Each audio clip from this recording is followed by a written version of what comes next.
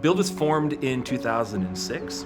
In that year, Manitoba Hydro had decided to raise rates like 17.5%. The largest landowner of the province is Manitoba Housing, our social housing provider. Their housing utility bills are paid through EIA, or what some places call welfare. And so that type of situation was very prevalent in those days. People living in energy poverty, the taxpayers over-servicing an unsustainable service through those utility bills. So Build steps in and combines those things. Build was formed as an insulation company in the early days, finding the people who most need the work and putting them to work doing the work that most needs being done. And that was hiring people who'd never had a job, people who were traditionally excluded from the economy in order to do the work.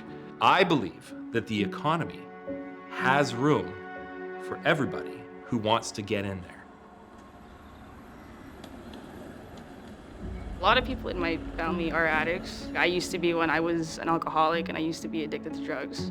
Build was my first actual stable job. They had told me that like you start, I think it was January 2nd. And one of the requirements was that you had to be sober.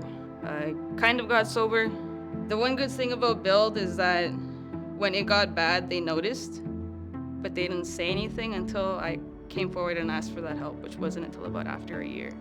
So they waited a year for me to, step up and be like, yeah, I need this help, like I have a problem. I mean, they taught me, how to be responsible for others. I just feel like this is where I want to be, this is where I want to work, I want to help my community. That's what I want to do. So Build is two things. We're a social enterprise and we're a training program. Our training program is 700 hours of paid training. We're going to give you your PPE, so that's your hard toes, your hard hat. We're going to give you a tool belt. You're going to get 10 or 11 safety certificates. You're also going to get things like money management, parenting skills, healthy relationships training. You're getting time with your elder. You're getting cultural teachings. You get sweat. At the end of that 6 weeks, congratulations, you've now graduated to the job site. Build is running right now 13 crews. We get as high these days as 18 crews. Our exit planner then has relationships with the large construction companies and some of the smaller ones around town, calls around, who's hiring? Here's a handoff. And every single person along the way, from our care planners, our justice team, who's in our federal institution near here for up to a year before people are released, to our crew leads, to our painters, to our carpenters, every single one has a say and has massive measurable impact on the development of a next generation of a labor force that is considered non-traditional. I'm a really prescriptive problem solver. It can be very chaotic around here.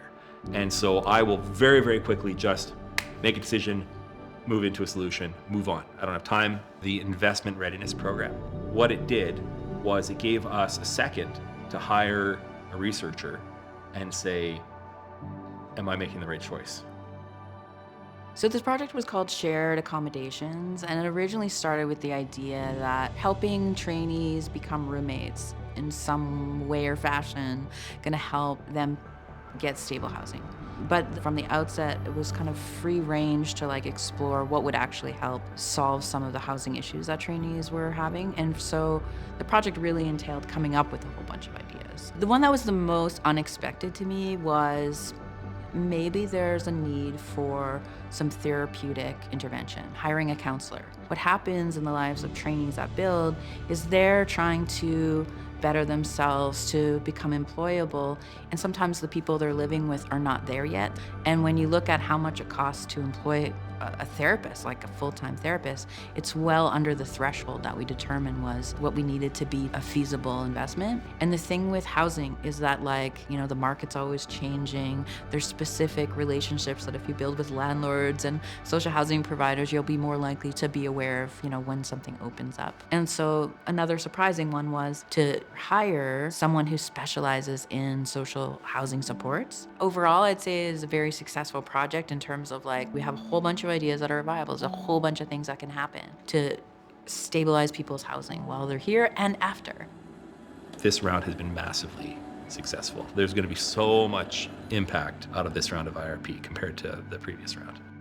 Build, our relationship with funding has been tumultuous the past few years, but having the IRP step in and say that there's a future in social enterprise and that you should be thinking about, future investments. It shows that someone sees value in the impacts that we're bringing.